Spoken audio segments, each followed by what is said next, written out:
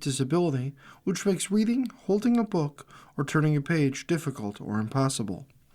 The content is copyrighted by the respective publishers. For more information, please visit us on the web at nfradioreading.org. Hello, this is Corrine, and for the next hour, I'll be reading from the August 5th, 2026 issue of the Wall Street Journal on the Niagara Frontier Radio Reading Service. Thank you for joining us today. The highlights under business and finance are: Elon Musk outlined ambitious targets for SpaceX, including launching data centers in space in 2027 and reaching $1 trillion in revenue, as part of his first address to investors since the company's IPO. Major U.S. stock indexes continued their climb, with the S&P 500, NASDAQ, and Dow rising 1.8%, 2.6%, and 1.7% respectively.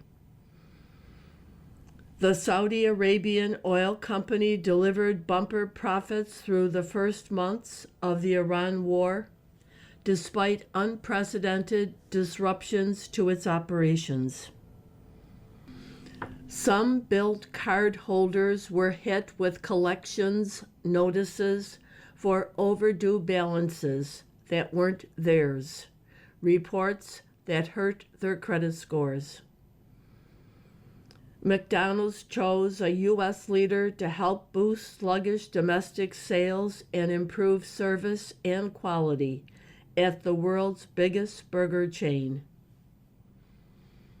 Paramount's streaming service continued to grow in the latest quarter, helping to offset another sales decline for its television unit.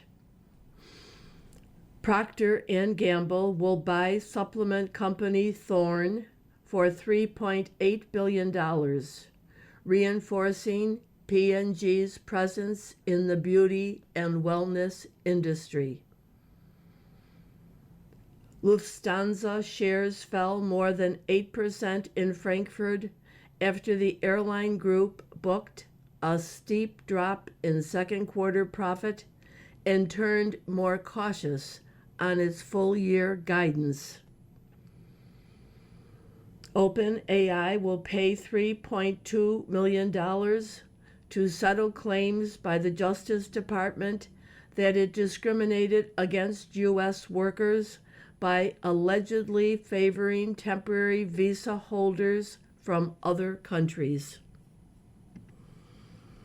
HSBC reported a surge in second quarter net profit and resumed its share buybacks, intending to spend as much as $1 billion on them. Now for the key articles under the worldwide section. Iran has staked everything on controlling the Strait of Hormuz, gambling that Trump will prefer a messy, volatile stalemate over an all-out war. Votes were being counted in the Michigan State Senate primary, where the fight between Abdul El-Sayed and Representative Haley Stevens was seen as a referendum on the Democratic Party's identity. An armed man observing security operations at Trump's golf course outside Los Angeles was arrested Sunday, days before the president was set to travel there, authorities said. A 37-year-old Spokane resident was arrested on a first-degree arson charge related to one of three major wildfires burning in eastern Washington state that have so far scorched thousands of acres.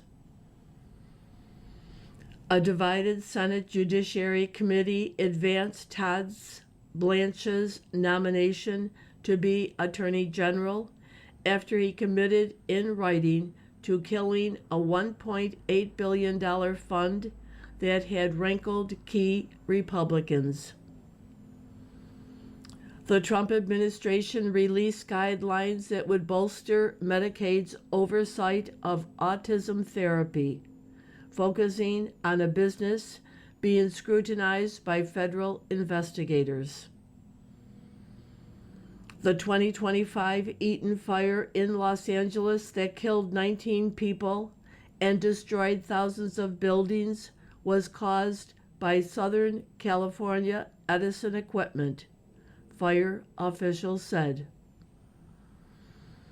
Russia is coercing more fighting-age men into military service to boost the flagging ranks of its army. Minnesota Public Health Authorities said they are investigating an outbreak of salmonella associated with jalapenos served at Mexican-style quick-service restaurants. Missourians voted on whether to phase out state income tax and allow lawmakers to increase sales taxes and extend them to more goods and services.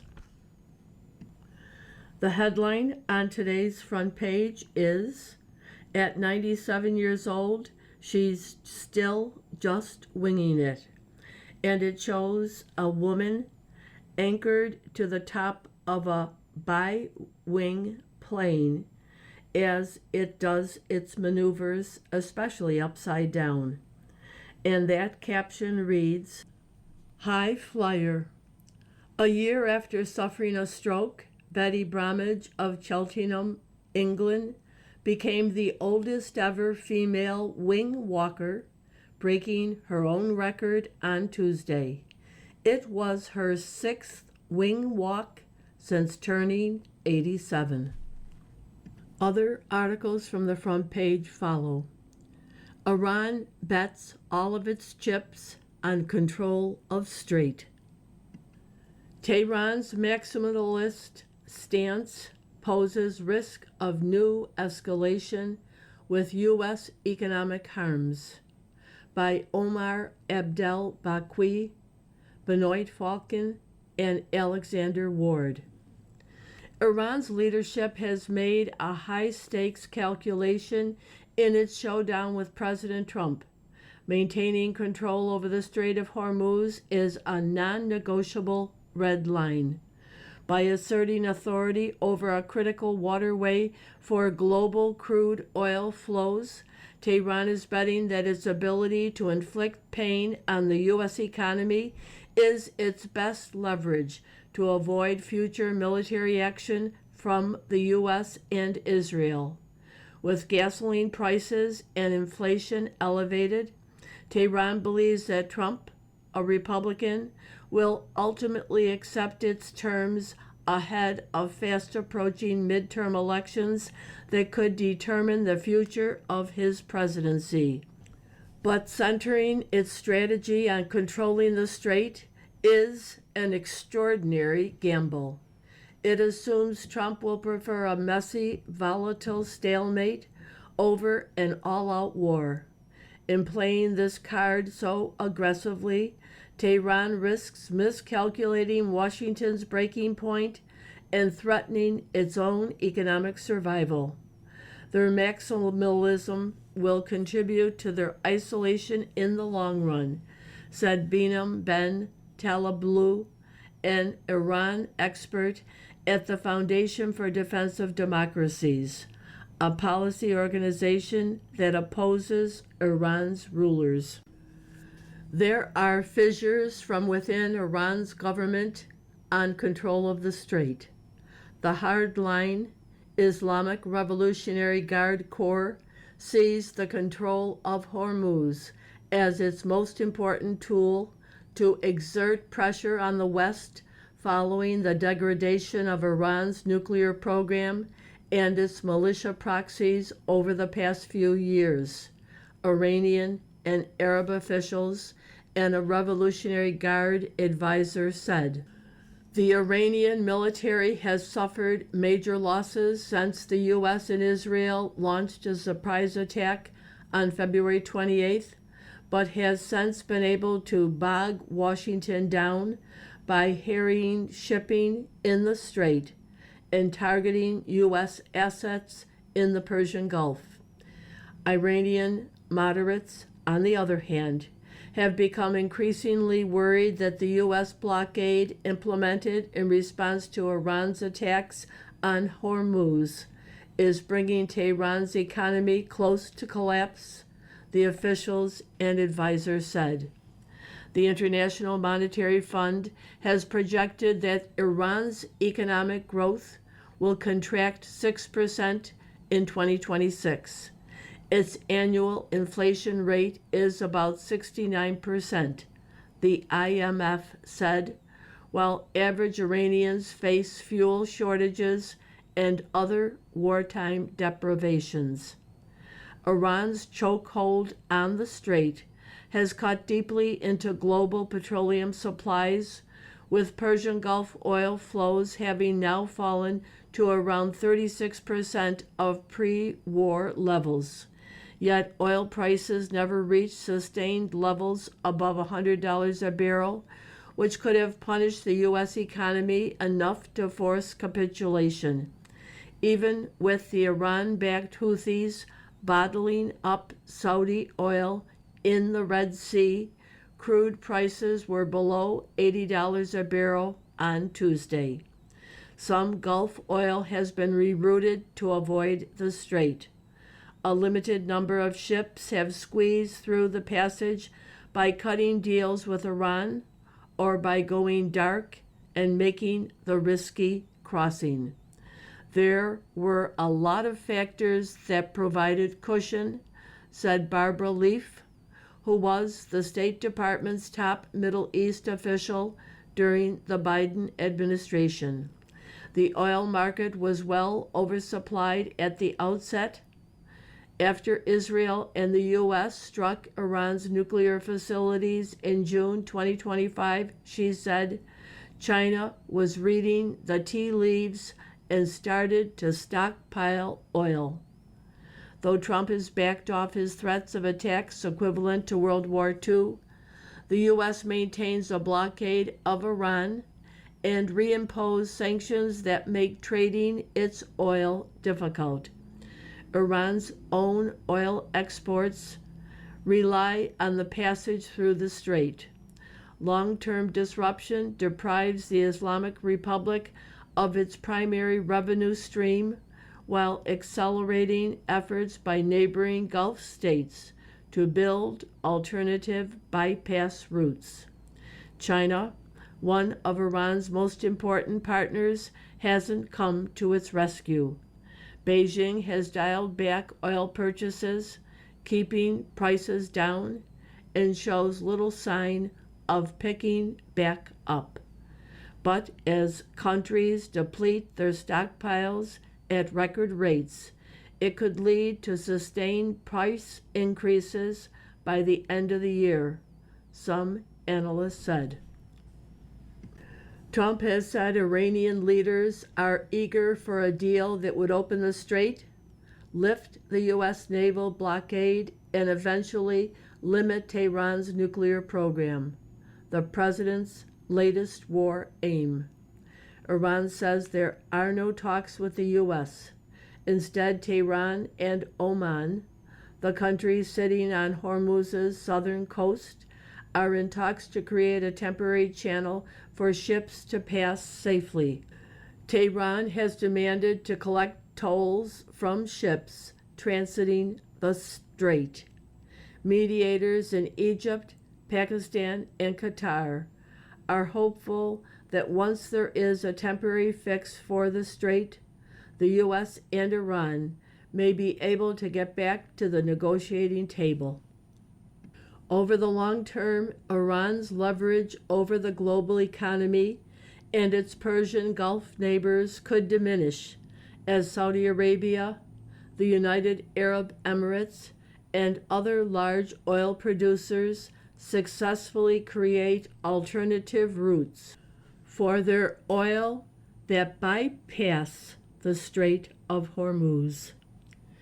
You are listening to a reading of articles and features from the Wall Street Journal on the Niagara Frontier Radio Reading Service. Musk sets target of $1 trillion for SpaceX revenue by 2030. For the first quarter after IPO, rocket firm posts net loss, 92% rise in sales. By Becky Peterson. Elon Musk on Tuesday outlined ambitious targets for SpaceX, including launching data centers in space in 2027 and reaching $1 trillion in revenue in 2030 as part of his first address to investors since the company's IPO. The statement from the billionaire entrepreneur and SpaceX chief executive followed an earnings report that showed sharp growth in revenue across the company's three business lines: space, connectivity, and AI. Revenue for the world's biggest rocket launcher and satellite internet provider in the second quarter totaled $7.8 billion, up 92% from the same period last year. SpaceX, which raised $86 billion in a record-setting initial public offering in June, reported a net loss of $541 million.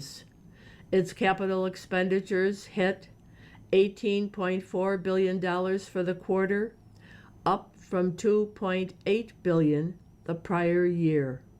SpaceX shares closed Tuesday up more than 9%, but following the report and call, shares were down more than 8% in after-hours trading. Lied on a Caltech application, the fraud squad is watching. By Roshan Fernandez. At California Institute of Technology, a little-known band of admissions officials is scrutinizing the fonts on science fair certificates, checking addresses on high school transcripts, and analyzing signatures on awards. Known as the Fraud Squad, these investigators are in charge of vetting applications to the highly selective STEM-focused school, which admitted less than 4% of its 11,400 applicants for the incoming class. Caltech created the team 2 years ago, partly in response to a rising number of anonymous accusations of dishonest submissions. The 4-person team inspects every admitted student's application, taking nothing for granted. They scour the internet to confirm obscurities, contact competition officials and high school counselors, and use a video interview program to suss out students' research claims. At elite colleges such as Caltech, admissions have become more competitive and applications are increasingly complex. Some request long lists of accolades, research, competitions, awards, and independent projects that colleges can find harder to verify than grades and test scores. At the same time, technology like artificial intelligence makes it easier to falsify submissions. ICE scours internet to reveal its critics. Agency says surveillance seeks threats to agents. Others see speech curbs. By Hannah Critchfield and Shane Shiflett. For Tired Thumb, no subject seemed off limits until the Reddit user crossed a Homeland Security red line. From January to mid-February, the account posted 116 comments in 40 subreddits, covering everything from fireplace tiling to folk punk. Tucked among the posts were 3 that criticized immigration agents. By March, Tired Thumb was embroiled in a constitutional legal battle. In recent months, ICE has deployed a round-the-clock digital dragnet to scour the public internet from Facebook to Instagram to X for speech that could endanger the agency's mission. The government has paid millions to private contractors to surface everything from potential threats to agents to activities that could disrupt ICE's operations, according to federal documents, contractors, and former Homeland Security investigation agents. The program has ensnarled U.S. citizens and activist groups that alert community members about ICE activity. Contractors prepare daily reports and dossiers on threat actors, identifying the poster's name, location, date of birth, workplace, social security number, vehicle registration, and criminal history when possible. To unmask anonymous online critics, DHS has sent hundreds of subpoenas to social media companies, according to people familiar with the matter. Its agents have tracked down Americans at work and on the road, asking them to sign letters acknowledging their online speech about ICE may be a crime. DHS says it is trying to protect its agents and their families from coordinated campaigns of violence that have fueled an 8,000% increase in death threats since Trump took office. But civil rights lawyers and former DHS staffers say the approach has swept up people expressing opinions that are protected by the First Amendment. An agency spokesperson said that ICE's investigative methods abide by the Constitution and respect civil liberties and private interest. Any allegation DHS and ICE are attempting to quash free speech is categorically false, the spokesperson said. ICE investigates all credible threats toward its employees, officers, and families. Leaving the front page, Built cards hit by another snafu. Company quickly resolves errors affecting 1,850 holders of rewards cards.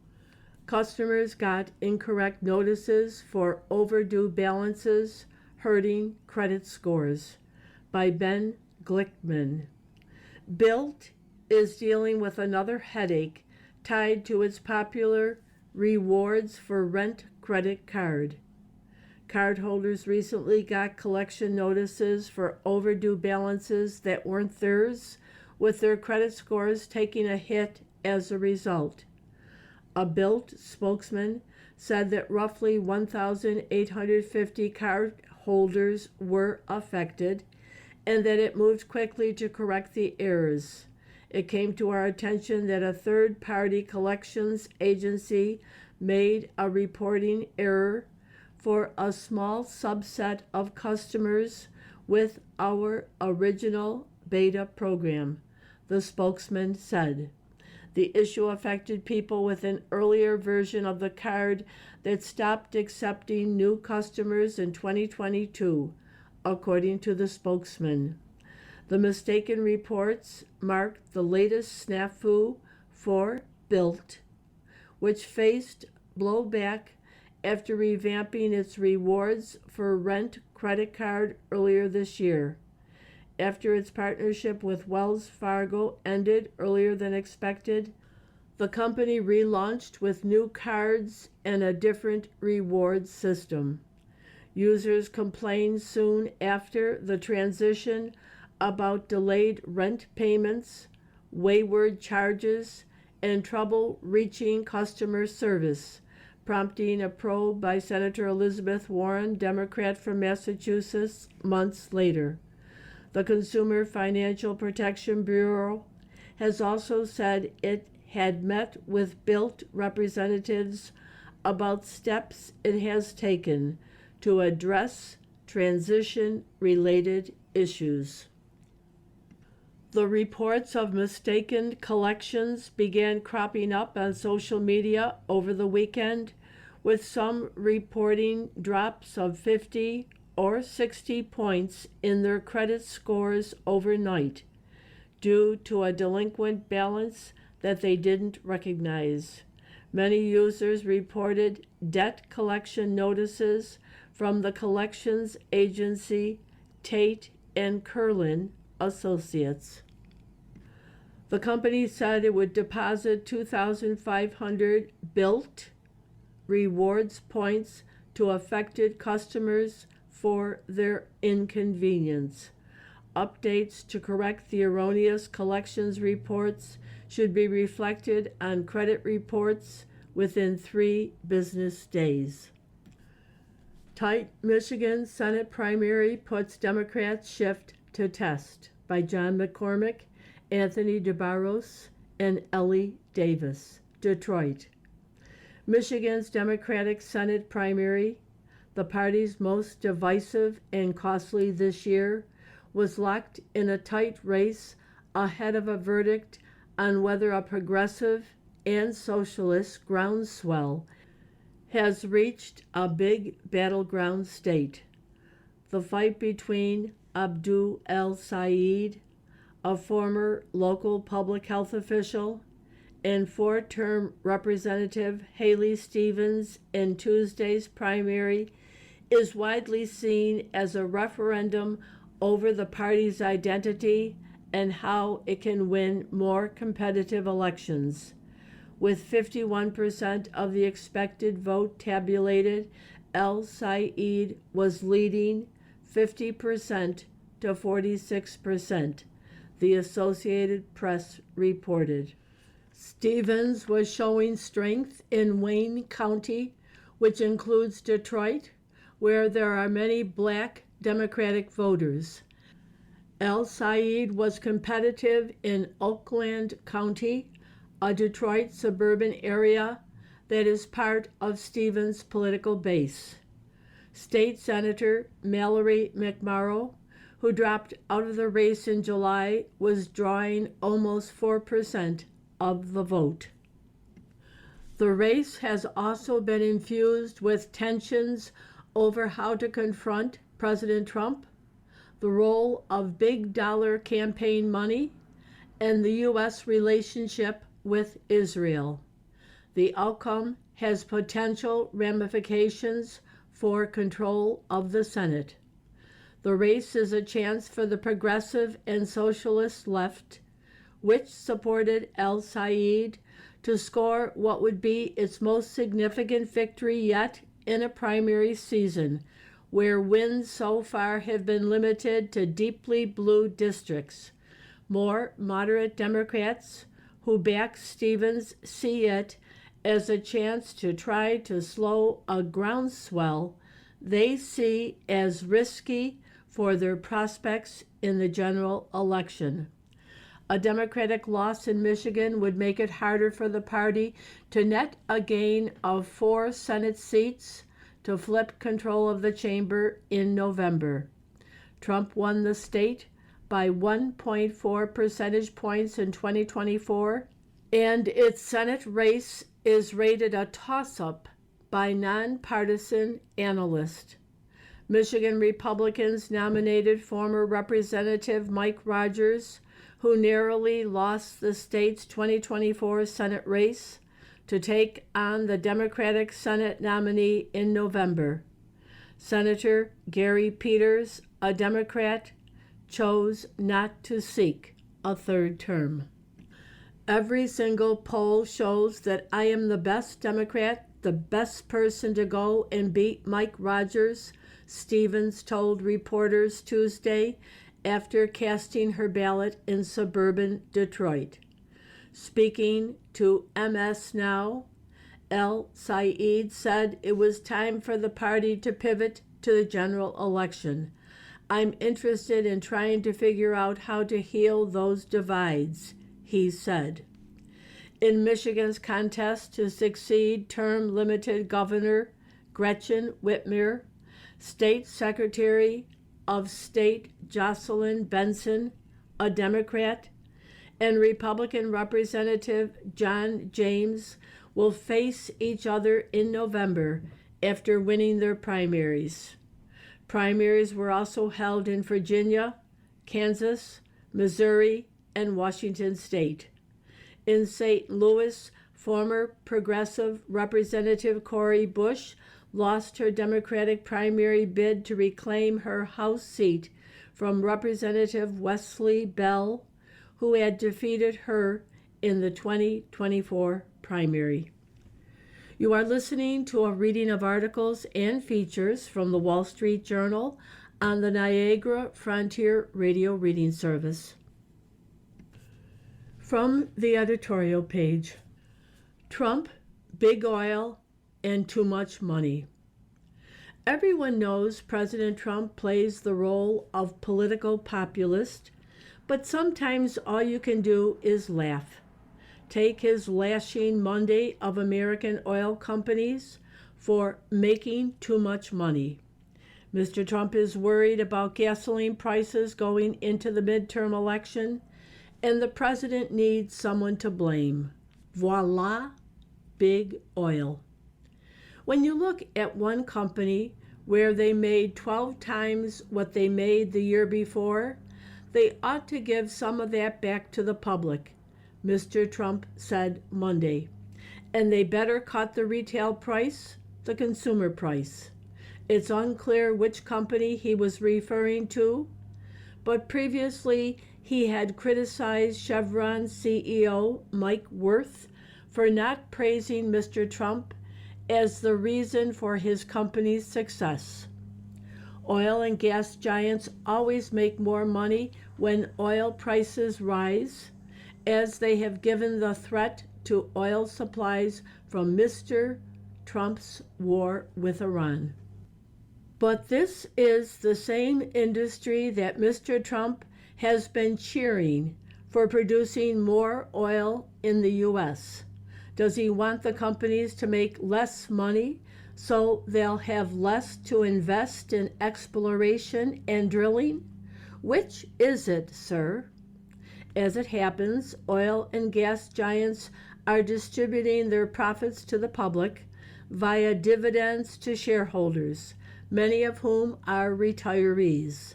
Chevron this week announced a bonus for its employees. But speaking of someone making much more than the year before, would the president care to comment on his profits from his cryptocurrency plays and other ventures while in office? Mr. Trump's recent financial disclosure report showed he made some $1.4 billion last year on crypto alone. His Truth Social platform last Saturday launched a service that sells faster access to his often news-breaking post. Oil prices, to take one example, often gyrate in response to his post about the war. Oil and gas giants make money by producing a valuable commodity. Some uncharitable populist might say Mr. Trump is commoditizing the presidency. From the opinion pages, Democrats, Trump, and Iran. The codependency of the president and his opponents become the world's problem. By Holman W. Jenkins, Jr. Donald Trump's war was a miscalculation. He had neither the military resources nor the domestic support for a long war, nor the personal appetite for one. By day 7, He was pounding Iran in hopes it would give him an out. But a New York Times piece commits an anachronism in recruiting foreign policy types in the U.S. and Europe to pronounce the war a strategic defeat for the U.S. Let's wait for the chapters to be written. In a sense, Mr. Trump's Iran fumble has been more costly than Reagan's 1982 Lebanon misadventure in terms of munitions spent and goals not achieved. In a currency that matters more, Mr. Trump's war has actually been cheaper. Reagan left behind 241 dead U.S. military personnel when he beat a U.S. retreat with his tail between his legs. Thereupon, the Reagan economy went on to win the Cold War, to spawn technological revolutions that continue today, and to remake U.S. cultural dominance for a new era. I'm not predicting the same for Mr. Trump, but if his Iran failure doesn't lead to World War III, it's likely soon to be forgotten, as many U.S. miscues and retreats have been. A sleight of hand fills the Times piece. It says U.S. where it means Mr. Trump. Its sources know better. The Times itself knows better. Mr. Trump acted against the advice of his team, against promises to his base, on preoccupations he nursed for decades. In a soliloquy on the Call Me Back podcast, the Eurasia Group's Ian Bremmer extends a point I've tried to make here. More than most, the Trump presidency is a path-dependent freak occurrence of history. Other leaders see this. They know not to overgeneralize from it. I would say more. Other nations have intelligence agencies. They have analytical abilities and no incentive not to see certain truths. Authoritarian regimes are especially sensitive to the extent to which Mr. Trump was a U.S. intelligence botch, starting with the FBI's meddling in the 2016 race using secret Russian intelligence as a justification. A simple ethical stop-loss would have meant no Trump era at all. If Hillary Clinton, John Brennan, Adam Schiff, James Comey, and yes, the press had asked themselves, should we lie? I know this subject is neuralgic for certain readers. I understand why. As I put it at the time of Hunter Biden laptop episode, if you're so dumb as to lose all critical judgment every time you hear the word Russians, somebody will take advantage of it. But the truth is no less relevant for being universally ignored. For the sixth election in a row, the parties are trotting out their foreign influence, election distrust memes. For Mr. Trump, it's become the Chinese. For a certain brand of insurgent Democrat, it's Israel. Democrats injected this theme into our politics. They fabricated evidence. They mobilized the FBI and intelligence agencies to lie to the courts and the American people. There's been nothing like it in U.S. history, and don't lay it off somehow on overzealousness in defense of democracy. Democrats liked having Mr. Trump as an opponent. Jim Messina, the ex-Obama campaign manager, said he prayed for Mr. Trump to be the 2016 nominee. The same motive is why the crowning, organically connected episode of the collusion era, though it might seem to belong to a different category, was Joe Biden's 2024 re-election strategy. Mr. Biden blew up his presidency on the bet that Mr. Trump was the magic solvent, that Mr. Biden could hand over policy to his party's unrepresentative, vindictive left-wing activist, and voters would have to re-elect him anyway. Now this history and 2028 pose a question. Can Democrats refrain from inventing, for the fourth consecutive presidential election, some new self-humiliating self-betrayal that will rumble through our politics for a decade, as the collusion fraud did, and as Mr. Biden's faceplant still does? Tuesday's Michigan primary showdown isn't encouraging. If anti-Semitism and socialism are to be the party's 2028 calling card, Democrats had better get working to make sure Don Jr. will be the GOP nominee.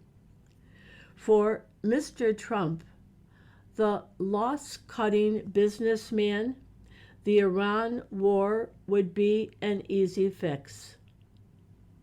Sail away, deprive Iran of the antagonist over which it seeks leverage by shutting down the Strait of Hormuz. The local party's incentives then would point to a quick reopening. A lingering reliability premium for non-Gulf oil would be a net plus for the U.S. as a Western Hemisphere energy power. Plus, the U.S. has already shown it can exercise a trump over Gulf energy flows without actually having to risk its ships in the Gulf's narrow waters. But politicians in a whole prefer to make non-decision decisions, and that applies to Mr. Trump and his Iranian interlocutors. The likelier outcome is for the desultory shooting and talking to continue until January 20th, 2029, when the next administration will be able to take a big bath right off and blame Mr. Trump.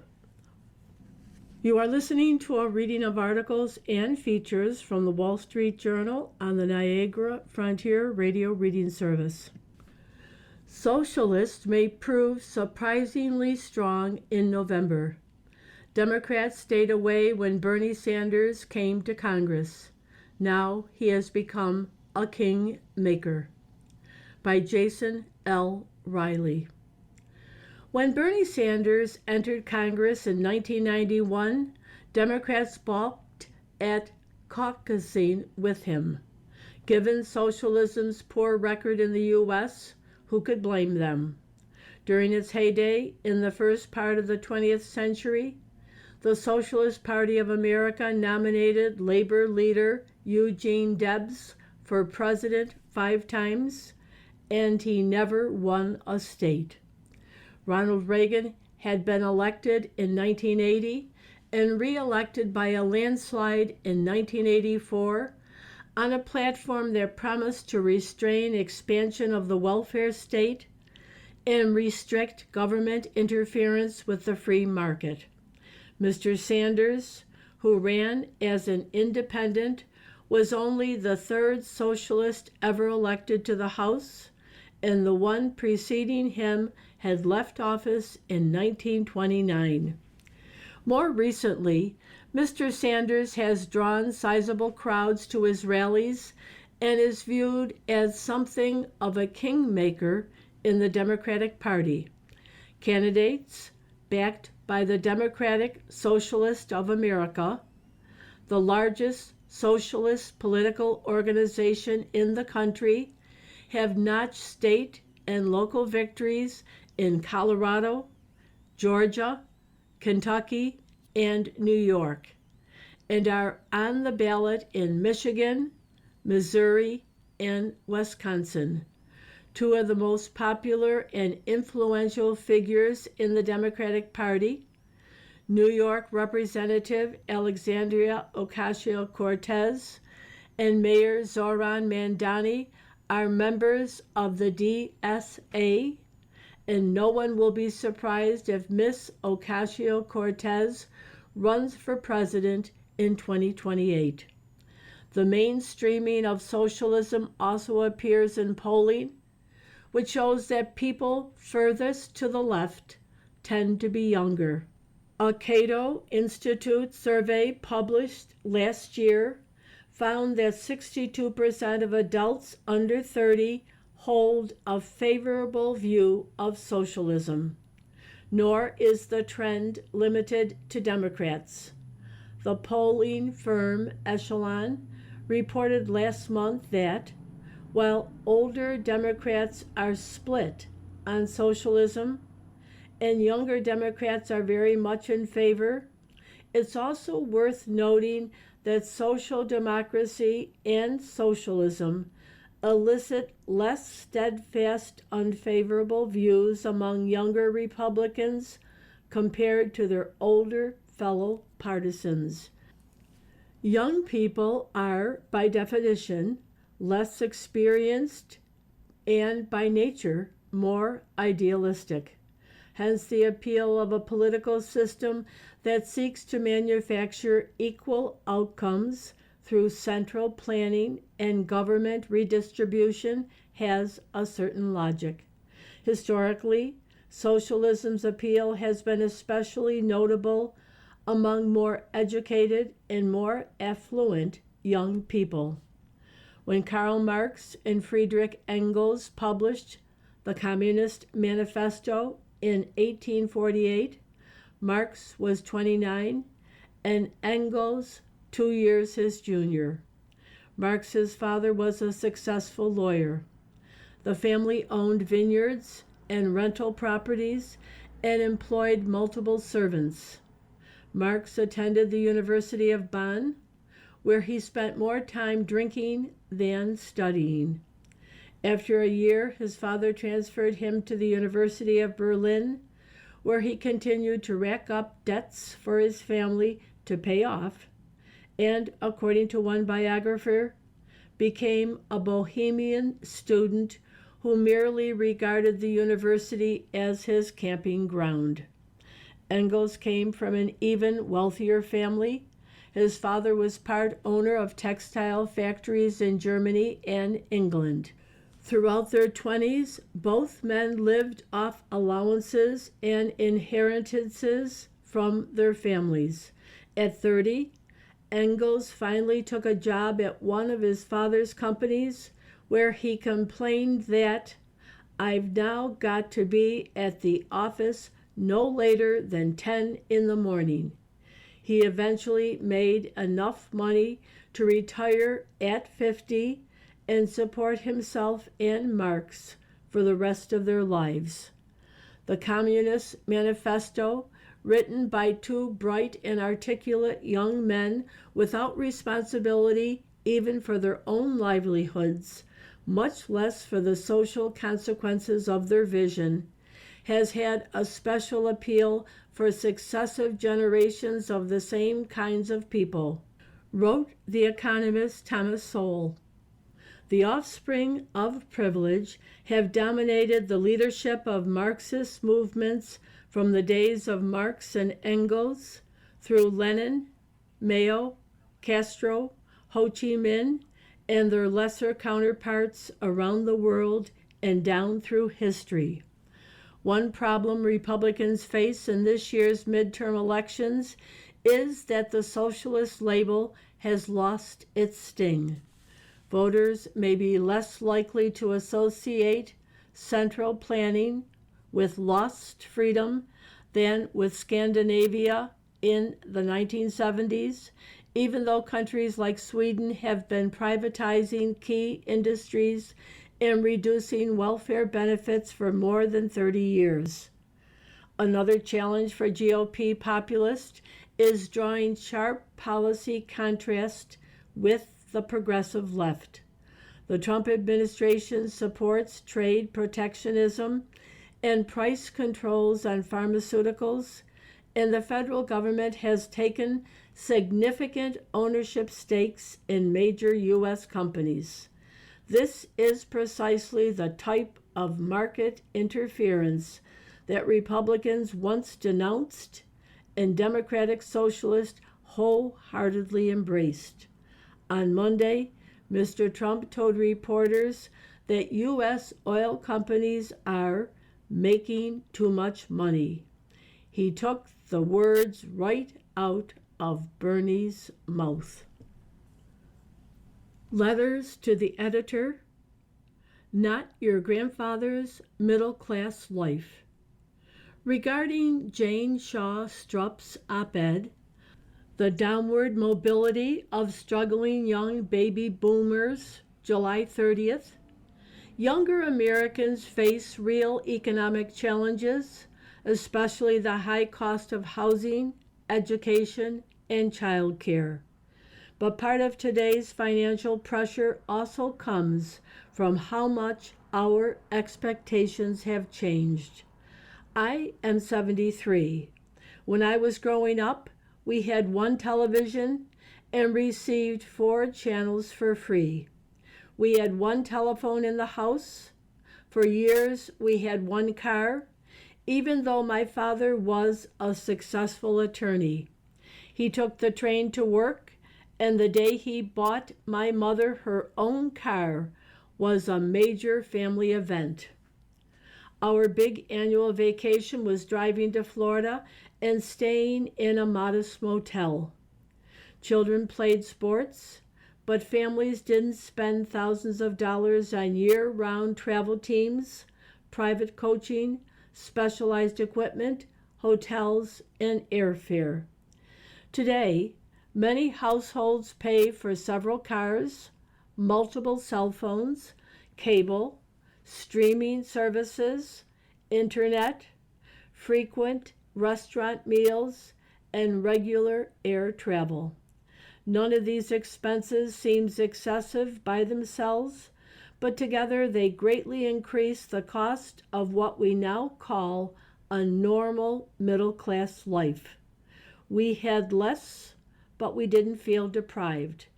Perhaps younger Americans aren't only struggling to afford what their grandparents had, but a far more elaborate version. From Mark R. Giannini, Rochester, New York. New topic: a teacher gives restorative justice an F grade. Though I am a lifelong Democrat, I strongly agree with Tony Woodleaf's assessment of restorative justice practices in school. I taught middle school from 2021 to 25 at low-performing public schools in Denver. When I first read about restorative justice practices in my master's degree program, I thought they had potential. But in practice, they encourage disruptive student behavior, wrecking schools, and exhausting teachers. Here is how restorative justice generally worked in the 2 schools I taught at. A student would disrupt class, shouting at me or throwing objects at other students. First, I would give the disruptive student a warning. Then I would direct him to move away from his peers. He would often refuse to do so. When the behavior continued, I would put his name on the board to call home to discuss the situation with his caregivers. The caregivers often wouldn't answer the phone. If they did, they often wouldn't be interested in addressing the situation. When I would finally call to have the disruptive student removed from class, a meeting with a restorative justice coordinator would be required. This would mean giving up either my lunch or my only planning period. The coordinator would be in charge of the meeting. The restorative justice coordinators that I worked with had only a high school education along with their restorative justice training. In these meetings, they would encourage the disruptive student to discuss why he thought I was being unfair to him as I attempted to manage my classroom. No disruptive actions would be taken, and the disruptive behavior would increase. The restorative justice circle would embolden the student as he realized his behavior would give him further opportunities to get privileged time and attention with no consequences. In these schools, suspensions were rare, but student behavior was unsafe. Fights were frequent, bullying was rampant, and academic expectations were low.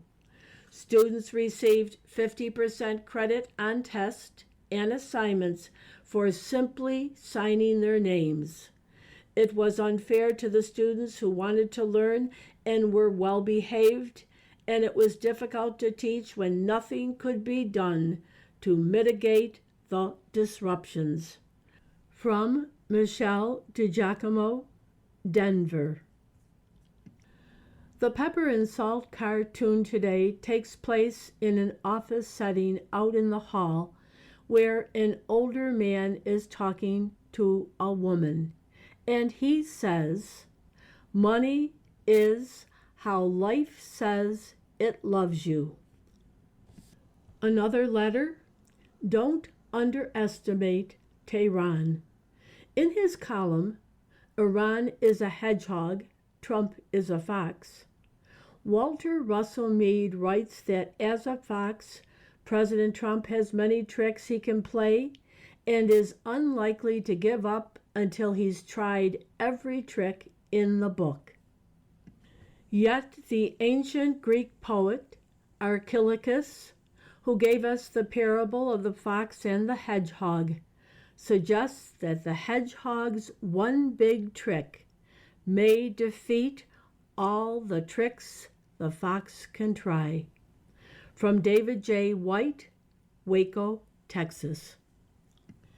You've been listening to a reading of articles and features from the August 5th, 2026 issue of the Wall Street Journal.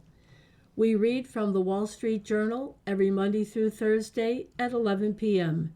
Your reader has been Corrine. Thank you for listening, and have a wonderful day or evening.